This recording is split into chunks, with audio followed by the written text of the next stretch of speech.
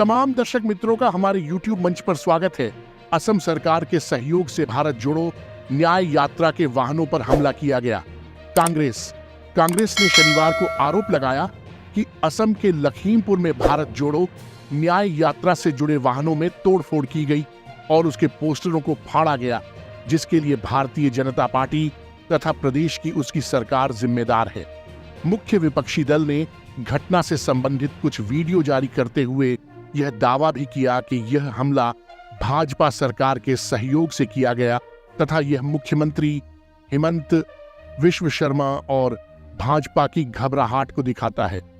Party अध्यक्ष मल्लिकार्जुन खड़गे ने कहा कि इस तरह के हमले से कांग्रेस पार्टी और राहुल गांधी डरने वाले नहीं हैं।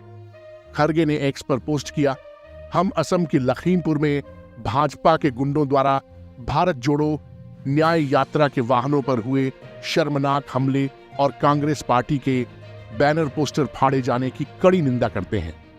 पिछले 10 वर्षों में भाजपा ने भारत के लोगों को संविधान द्वारा दिए गए हर अधिकार और न्याय को कुचलने और ध्वस्त करने का प्रयास किया है।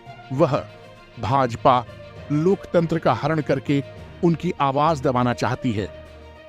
उन्होंने कहा, कांग्रेस पार्टी असम में भाजपा सरकार द्वारा अपनाई गई हमले और धमकी की इस रणनीति से डरने वाली नहीं है। कांग्रेस पार्टी इन भाजपा के इन पिट्ठुओं के खिलाफ उचित कानूनी कार्रवाई करेगी।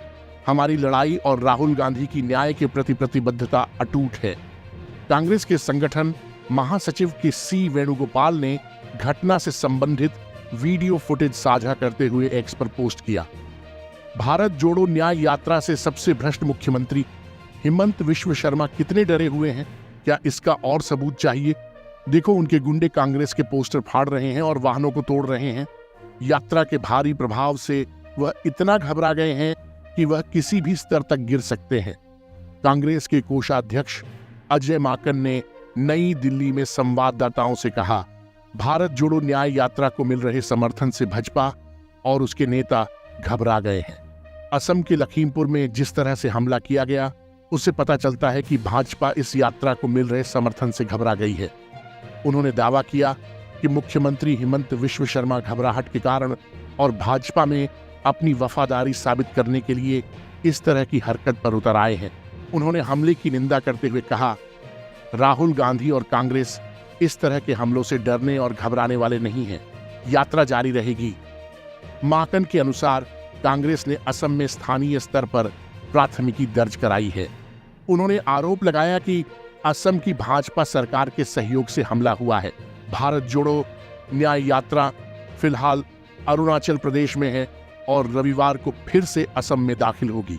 ये यात्रा 67 दिनों में 6,713 किलोमीटर की दूरी तय करेगी और 15 राज्यों के 110 जिलों से गुजरते हुए 20 या 21 मार्च को मुंबई में समाप्त होगी। चलिए देखते हैं अगली बड़ी खबर। भारत में मुसलमानों को दुष्प्रचार का खामियाजा भुगतना पड़ता है।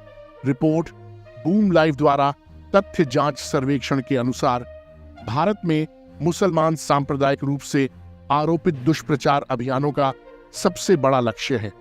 कथित तौर पर बूम लाइव द्वारा पिछले 3 वर्षों में एकत्र किए गए आंकड़ों से संकलित फैक्ट चेक की पड़ताल में एक खतरनाक पैटर्न सामने आया है, जो दर्शाता है कि भारत में मुस्लिम समुदाय फर्जी खबरों और गलत सूचना का प्राथमिक लक्ष्य है। बूम लाइव के लेख के अनुसार 2021 से 2023 तक मुस्लिम समुदाय ने लगातार खुद को कई दुष्प्रचार अभियानों के बीच में पाया। उदाहरण के लिए 2 जनवरी से 31 दिसंबर 2023 के बीच बूम लाइव ने अंग्रेजी, हिंदी और बांग्ला में लगभग 190 फैक्ट चेक प्रकाशित किए। उन्होंने इस डेटा का विश्लेषण किया और यह पता चला कि इनमें से लगभग 15.4% फैक्ट चेक, जो कुल 183 उदाहरण थे, ऐसे दावे थे जो विशेष रूप से मुस्लिम समुदाय को लक्षित करते थे। धार्मिक समूहों को लक्षित करने वाले 211 तथ्य जांचों के बूम लाइव के विश्लेषण से पता चलता है कि मुसलमानों को इन तथ्य जांचों का खामियाजा भुगतना पड़ा, जिनमें से लगभग 87% धार्मिक अल्पसंख्यकों पर निर्देशित थे, जबकि हिंदुओं को 11% और ईसाइयों को लगभग 0.9% दुष्प्रचारों का सामना करना पड़ा। दुष्प्रचार की प्रकृति को हिंदुओं और मुसलमानों के लिए अलग अलग तरीके से पेश किया गया। भले ही दोनों समूहों को भ्रामक और झूठी सामग्री का सामना करना पड़ा, लेकिन इन दावों के अनुपात में एक बड़ा अंतर दिखाई दिया। उदाहरण के लिए 67.4% भ्रामक दावे मुसलमानों को लक्षित करते थे, जबकि केवल 5.2% हिंदुओं को लक्षित करते थे। ईसाइयों को 0.48% ऐसी सामग्री का सामना करना पड़ा। बूम के विश्लेषण से पता चलता है कि मुसलमानों पर लक्षित उन पोस्टों में से 72.2% पोस्टों में सांप्रदायिक भावना थी और ऐसा प्रतीत होता है कि धार्मिक समूहों के बीच दुश्मनी को भड़काने की कोशिश की गई थी। इसके विपरीत हिंदुओं को लक्षित करने वाले तथ्य जांच में समान सांप्रदायिक निहितार्थों के साथ मात्र 5.26% दर्शाया गया। इन अभियानों के बीच एक आम प्रचार जनसंख्या साजिश के बारे में चेतावनी देने का एक केंद्रित प्रयास था। Citizens for justice and peace ने पहले इस हेट बस्टर सेगमेंट के हिस्से के रूप में इस दावे का भंडाफोड़ किया है और विभिन्न आउटलेट्स ने भी खुलासा किया है कि यह पूरी तरह से भावनाओं का ध्रुवीकरण करने और अल्पसंख्यकों के खिलाफ नफरत पैदा करने के साधन के रूप में मौजूद है। इन दावों का एक चौंका देने वाला प्रतिशत लगभग 84.2% जनसंख्या विस्फोट के खतरनाक दावों को फैलाते हुए देखा गया। इंटरनेट इन दावों से भरा पड़ा है जो मुसलमानों द्वारा हिंदू आबादी पर कब्जा करने और इसे अल्पमत में लाने के लिए कथित जनसांख्यिकीय साजिश का रोना रोते हैं। यह दावा किसी भी तथ्य से समर्थित नहीं है और वास्तव में रिसर्च इंस्टीट्यूट्स द्वारा भी इसे प्रभावी ढंग से खारिज कर दिया गया है। उदाहरण के लिए प्यू रिसर्च सेंटर ने 2050 तक भारत के मुस्लिम समुदाय में 311 मिलियन की वृद्धि का अनुमान लगाया है, लेकिन यह हिंदू आबादी के संबंध भी में होगा जिसमें लाखों की वृद्धि होगी। इस प्रकार भले ही जनसंख्या की यह गति वर्तमान विकास दर के अनुसार जारी रहे, 1.7 अरब लोगों के देश में मुसलमानों के अल्पसंख्यक बने रहने की उम्मीद है। फिर भी इन तथ्य जांचों ने फेसबुक और व्हाट्सएप जैसे सोशल मीडिया प्लेटफॉर्मों पर दुष्प्रचार के प्रसार को नहीं रोका है। भारत के मुस्लिम बहुल देश में तत्काल परिवर्तन की भविष्यवाणी करने वाली झूठी कहानियों ने तेजी से लोकप्रियता हासिल की है, जो बदले में साजिश के सिद्धांतों से प्रेरित है, जो दावा करते हैं कि मुस्लिम संख्यात्मक वर्चस्व को सुरक्षित करने की साजिश रच रहे हैं। हिंदुत्व के अनुयायियों द्वारा लंबे समय से प्रचारित की गई ये कहानियां न केवल जनसांख्यिकीय अनुमानों को विकृत करती हैं, बल्कि सामाजिक दरारों को भी कायम रखती हैं। इसके अलावा बूम लाइव की तथ्य जांच से यह भी पता चला है कि जहां मुस्लिम समुदाय इन अभियानों में एक सतत केंद्रीय बिंदु के रूप में उभरा है, वहीं राजनीतिक हस्तियां और राजनीतिक धाराएं भी इससे अलग नहीं रहती हैं। इसमें पता चला कि प्रधानमंत्री नरेंद्र मोदी सहित राजनीतिक हस्तियां भी इन अभियानों के अधीन हैं, हालांकि यह एक अलग तरीके से दिखता है। उदाहरण के लिए बूम ने बताया कि किए गए 1190 तथ्य जांचों में से केवल 63 प्रधानमंत्री नरेंद्र मोदी पर निर्देशित थे।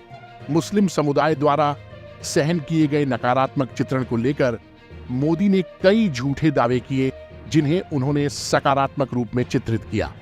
दिलचस्प बात यह है कि अंतरराष्ट्रीय घटनाओं को भी नहीं बख्शा गया, क्योंकि साल का सबसे ज्यादा फैक्ट चेक वाला विषय इजराइल फिलिस्तीन संघर्ष था। बूम ने बताया कि उसके पास इस मुद्दे से संबंधित फर्जी खबरों को उजागर करने के लिए समर्पित 100 से अधिक तथ्य जांचें थीं।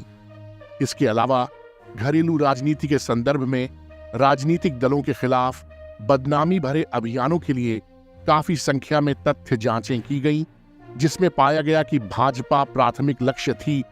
44% बदनामी भरे अभियान उन पर निर्देशित थे। उसके बाद भारतीय राष्ट्रीय 30% पर कांग्रेस थी और आम आदमी पार्टी आप 12% पर।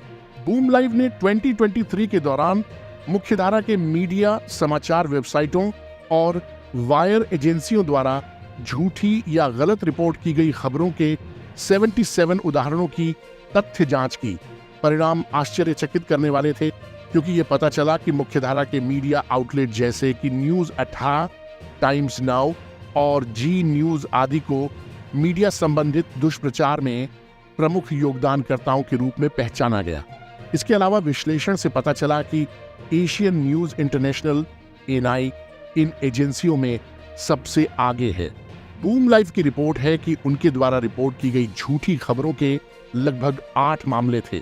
बूम के विश्लेषण से यह भी पता चलता है कि इनमें से कुछ मीडिया घरानों द्वारा तथ्य जांच अभ्यास की कमी की गई है, क्योंकि उन्हें ट्विटर जैसे प्लेटफॉर्मों पर दक्षिणपंथी अकाउंट्स द्वारा प्रचारित फर्जी खबरों के जाल में फंसने की भी सूचना मिली है। मेघ अपडेट्स, बाला, रश्य बागरी, दी राइट विंग गाय, क्रिएटली, डॉन निमो यादव और दुतत्वा जैसे अकाउंट्स ने गलत सूचना फैलाने में भूमिका निभाई। अकेले मेघ अपडेट्स के कम से कम 9 ट्वीट्स से मीडिया आउटलेट्स को धोखा दिया गया। इसी तरह भारत के सबसे बड़े अल्पसंख्यक समुदाय मुसलमानों को भी 2023 में नफरत भरे भाषणों का निशाना बनाया गया है।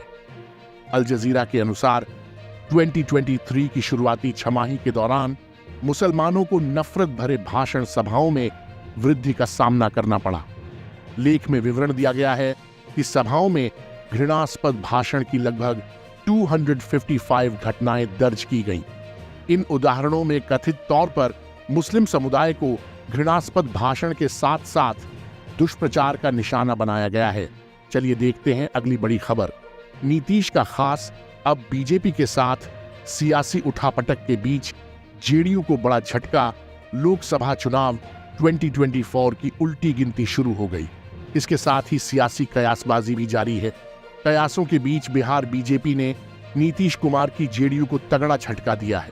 अलग अलग जिले के कई नेताओं को बीजेपी में शामिल कराया गया है। बिहार बीजेपी के प्रदेश अध्यक्ष सम्राट चौधरी की मौजूदगी में नेताओं ने पार्टी की सदस्यता ली। बीजेपी में शामिल होने वालों में जेडीयू के प्रदेश सचिव और नीतीश कुमार कार्यक्रम प्रभारी रहे पंकज राम भी शामिल हैं। दरअसल शुक्रवार को बीजेपी के प्रदेश मुख्यालय में मिलन समारोह आयोजित किया गया था। इस मौके पर जेडीयू के कई नेताओं और वायुसेना के पूर्व अधिकारियों ने पार्टी की सदस्यता ग्रहण की। जेडीयू के पूर्व प्रदेश सचिव कौशल कुमार सिंह, प्रदेश सचिव और नीतीश कुमार के कार्यक्रम प्रभारी रहे पंकज राम ने अपने सैकड़ों समर्थकों के साथ बीजेपी में शामिल हो गए। बीजेपी के प्रदेश अध्यक्ष सम्राट चौधरी ने सभी को पार्टी की सदस्यता दिलाई। इस मौके पर सम्राट चौधरी ने कहा कि इंडिया गठबंधन की स्थिति अभी से ही डगमगा रही है। बीजेपी में शामिल होने के बाद पंकज कुमार ने कहा कि भाजपा अपने कार्यकर्ताओं का आदर करती है, जो दूसरी पार्टियों में नहीं देखने को मिलता। उन्होंने प्रधानमंत्री नरेंद्र मोदी पर भरोसा जताया। पंकज कुमार ने कहा कि वे पार्टी द्वारा दिए गए किसी भी काम को पूरे मन से करेंगे। पंकज कुमार से पहले नीतीश कुमार के करीबी रहे जेडीयू प्रवक्ता और पूर्व एमएलसी रणवीर नंदन ने भी जेडीयू छोड़कर बीजेपी में शामिल हो गए थे। दरअसल बिहार की सियासी गलियारों में कुछ दिनों से चर्चा है कि नीतीश कुमार जल्द पाला बदल सकते हैं। कयासों के बीच हम प्रमुख जीतन राम मांझी ने अपने विधायकों को पटना में ही रहने का निर्देश दिया है। जीतन राम मांझी के अनुसार 25 जनवरी तक राज्य में बड़े बदलाव के संकेत मिल रहे हैं। कयासों के बीच बिहार में तोड़-फोड़ की सियासत भी जारी है। फिलहाल इस वीडियो में इतना ही। देश और दुनिया की तमाम खबरों के लिए हमें सब्सक्राइब करें। धन्यवाद।